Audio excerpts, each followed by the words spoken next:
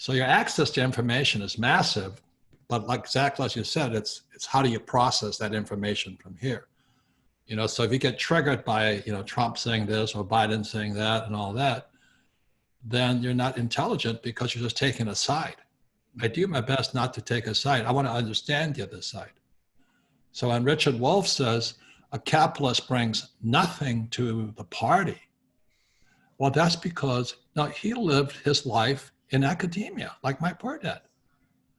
They don't know that's the real world. That's college professors. That's the Fed, 900 PhDs who don't have any idea what's going on life in the streets.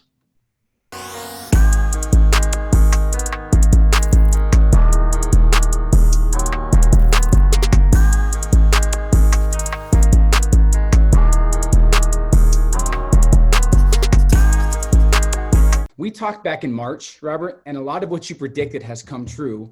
Even when people were saying, no, there's no way this is going to happen. There's no way it's going to continue. Then we talked again in June, and most things at that time, most people thought things were going to end. We are now in September, okay? And the mandates and all this political stuff is still happening. Have your thoughts changed on what's going on since March and June, or what's your thought process now on the state of the economy? Well, as we were talking about, every time I talk to you, I said, I'm gonna light candles for your generation. I'll pray for you. I'll take laps around the rosary bead. We're screwed. That's what I'm saying. The Republicans and Democrats, all these people are now waiting for the next stimulus or the bailout or whatever you want to call it, and they're using this as a political football. The Democrats say it's not enough money. Even Trump says, let's give them more money. But now they're saying, let's not do that. And on top of that, you have the teachers not wanting to go back to school to teach. I mean, this country is coming apart. And then you have the rioting, the fires, you have the flooding. And I think in July, our deficit was $856 billion. That meant we came up short. That'd be like you having monthly bills of $1,000 a month, but you only made $200. And that's what's happening to America. And your generation faces some of the biggest challenges ever from any generation. See, guys like me, I already made it. I got enough set aside. I'm like a chipmunk with enough, what do you call that? Nuts in the little hole. I'm set. My little tail is furry. I'm fine. But you guys are out there looking for nuts that don't exist anymore. At least you're trying to reach back and somewhat help people navigate to get more nuts, if we could put it that way. So in terms of, you do talk about as well, because I want to go on the other side of the spectrum. You talk about in recessions, some of the biggest companies have been created. There is people that succeed if they understand how money works. Is there anything our generation can do to protect themselves from what's happening? And not just protect, Robert, but actually create some leverage and make some money and actually compound that money in the next year or two? Is there anything they can do to think different about that? Well, that's a good question. Let me just say there's a million ways you can go to financial heaven. So there's millions of ways. And for your generation being tech savvy, you probably have 2 million ways. You know what I mean? Look at the guys who created TikTok and all this other stuff. They're creaming it. But the other side of it, on the other side of the coin, there's 2 billion ways to go to hell. And since our schools don't teach us anything about money, a lot of people are going to go to hell. But let's just give you the way I planned it out.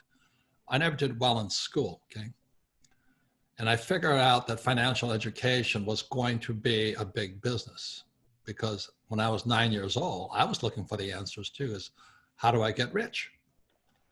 And one of the ways I got rich kind of inadvertently is I wrote a book called Rich Dad Poor Dad, 47 million copies now.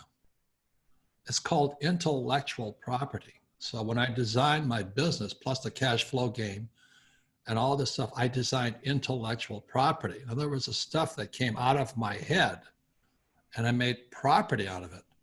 Now with that money from intellectual property, I use debt, borrowed money from the banks to buy real property.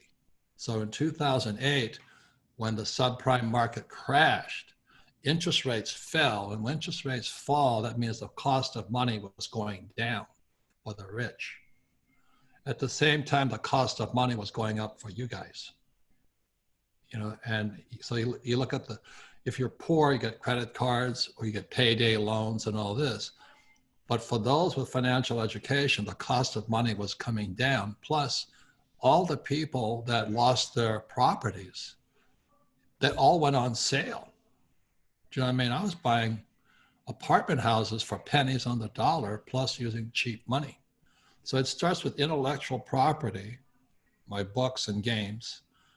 And with that, I go to the bank because the bank will give those with financial education money to buy the best real estate in the world. Meanwhile, they screw everybody else. Mm-hmm. So really, that's the system. That's the system. And that's why there's no financial education in schools, because for the system to work, you've got to screw somebody. I hate to say that, but I saw that as a young man. I was about your age. I said, wait a minute. If I go to school and I do as my poor dad tells me to school, I was going to be a pilot for United Airlines, I'd get screwed. I'm a high paid employee, and United Airlines pilots got screwed many times over. In 2004, their pensions were taken because Wall Street blew their pensions out of the water. So my peers, guys my age, are starting all over now with no job and no pension. So our generation got screwed too, but your generation is going to pick up the tab. So you're saying, regardless of the economy, if you educate yourself financially, there will be 200 million ways to make money in a recession, but you have to take advantage of it based on your intelligence. Is that what you're saying? Absolutely. But look, like I said, you guys have cyber. You have, there was the computer age. Now you guys are cyber. So I'm one of the, I talk about Bitcoin all the time. It's because Bitcoin appeared in 2009. When the dollar crashed. So then I got attacked by my peers. I said, well, you're supposed to save money. And people who save money are still stuck here. It used to be that saving money was smart. And I've been saying since 1971 that cash is trash. Why would you save something that after 1971, the Fed and the Treasury can print, and then the only people that get rich are the friends, the hedge funds, the private equity guys and all that, the guys who have access to cheap money. So the young people, you get student loan debt, poor people get payday loans and, those loan sharks and all that in pawn shops. But the rich, the people who know how to borrow money, like I borrow money at 2%. And a credit card could be 36%. So the whole banking system screws everybody. But I've always contended it was the school system. That was where Rich Dad, Poor Dad came from. My poor dad was a great guy, but he knew nothing about money. Nothing. And yet he's teaching kids to go to school, get a job, save money, get out of debt. And here I am not saving money and borrowing my ass off, because my rich dad said that's the way you get rich. And that's the other side of the coin. Let me ask you this. How did it get so opposite though? So it's one side to not know about money. It goes so far in our society where people actually don't like money. And they say money's evil. And they say money's bad. And I have still yet in my years on this earth to meet someone who doesn't respect money that has any. They usually don't have any. So how did it get so far left where it's like, I don't even like money, versus at least educating yourself? Is that still the school system? Is it my parents' generation and their generation above them that say, oh, money's evil, rich people are greedy? Where does that stem from? Well, again, you can go back in history. I think that was how they kept control over people who were peasants. The Catholic Church or the Protestant Reformation and all that was, for most people, 1,000 years ago, the religion and God was the authority. Today it's the Federal Reserve Bank and the Treasury. And our school system, they're just puppets. You look at, the Federal Reserve Bank has over 900 PhDs. How can 900 PhDs screw it up so badly? But the problem is they're PhDs just like my poor dad. They don't know anything about money. They live in this world of textbooks and government bureaucracy. And that's like I was saying to you, is that as a Marine in Vietnam, compared to what the police are facing today, I had it easy. The police today, I feel for them. They're on the streets. And so when, Black Lives Matters and Antifa and all this other stuff says defund the police, and, these textbook theorists say we have to reimagine the police. I said, so the thing is to send a guy like Obama in there to negotiate, a guy with high on PCP, wielding a gun is going to shoot his kids, and you want to negotiate? And these guys don't live in the same world that we live in. And the thing your generation has is you guys have more reality than I ever had, because you got more channels to tune into. When I was a kid, I only had one TV channel and about 3 radio stations. Now there's 10 million of these things.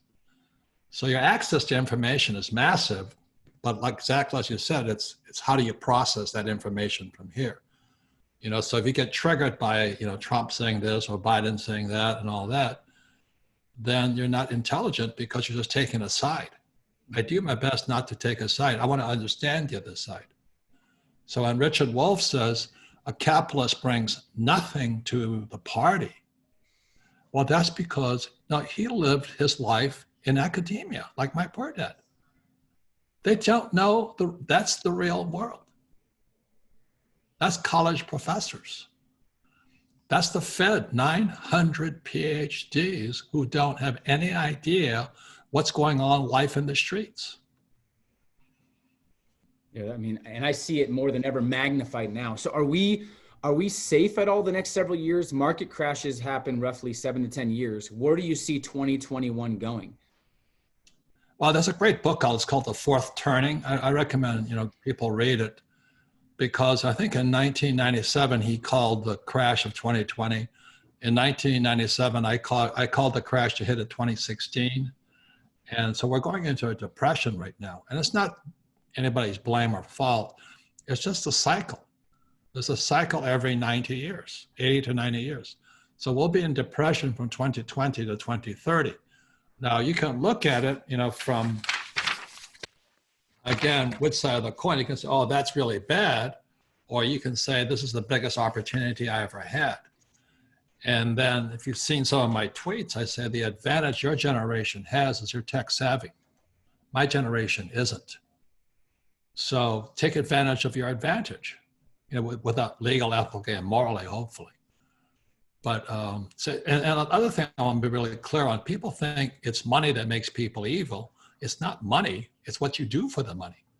Like if I was selling drugs, to me, that would be evil, because I don't do drugs.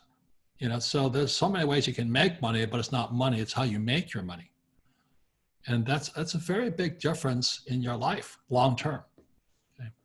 What do you see for happening leading up to the election? Is things going to continue? Do you feel like things are going to be on a halt after? I know you said the recession will linger the next 10 years. Is there anything that's going to get better or worse up to the election, or is it just going to continue how it is? That's a great question, because, I think we'll have to wait, but it's really how the system is manipulated via big pharma, via the military, via education. The people that can, it's the golden rule, he who has the gold makes the rule. So when I talk to people, I say, well, you can bitch about big pharma, you realize vaccines are a huge business, huge. 1986, it became a bigger business because after 1986, a pharmaceutical company could not be sued for liability. So if the vaccine kills 10 million people, they're not liable for it. And with that, so the big pharma said, I'd rather go to vaccines than to drugs. And as you knew, the drug companies killed a lot of people via opioids, Oxycontin, and all that. So drugs do good, but they also do bad. And that's the world we live in. So what I say to people is take care of yourself first. If you take care of yourself first, which is understanding financial education. So I've been saving silver since 1964. When I first saw this little copper tinge go around the dimes and the quarters and silver dollars, half dollars, I mean. And then I started saving gold in 1972 when I was flying in Vietnam. And my rich dad wrote me and he says, hey, Nixon took the dollar off the gold standard. The world's going to change. Well, what happened is, most of you guys know now, in 71, you could print as much money as you wanted. And so what happened is then the hedge funds, the private equity guys, they made fortunes because the whole system was based upon, can I get you into debt? So if I can get you to borrow from me, I'm making money. See, what happened after 1971? Money became debt. But if you understand how the central banks screwed the world, so here's America, we go into, let's say, Brazil, and we talked to the president of Brazil and said, look, we're going to give you $2 billion, and you're going to build a hydroelectric dam for the people. So naturally, the president of Brazil or Argentina or Japan, who didn't make any difference, said, oh, you're going to give me a loan? They go, yeah. And the reason to give them a loan is that's how money is created. So the president of, let's say, use Brazil, good country. So they borrow $2 billion to build this dam. Does that money ever leave America? No. And then so the oligarch, the president and his buddies get the cuts. I mean, everybody gets a little cut and they keep their mouth shut and they tell the people, we're doing it for the people. We're going to build this hydroelectric dam. There's going to be jobs. There's going to be power and all this stuff. So they go in there. The dam is built by, let's say, probably American companies. So the money never left America. And the dam is finished and all this, but then the people of Brazil have to pay for the dam. And so they suck, Brazilian real or pesos or whatever you want to say out of the country, and it bankrupts the other country. So that's the real system of money. It's no different than me saying, oh, Peter, here's a credit card. Have fun. Or here's a student loan. Here's a mortgage. After 71, money became debt. And the only way in the old style of thinking you could get rich was get somebody else into debt. So most assets are debt. Like a piece of real estate, it's a piece of debt. And then what the so-called experts say is get out of debt when the rich guys are taking debt and buying assets. So, Dave Ramsey, live debt-free. That's good advice if you're an idiot. If you don't know how to use debt, live debt-free.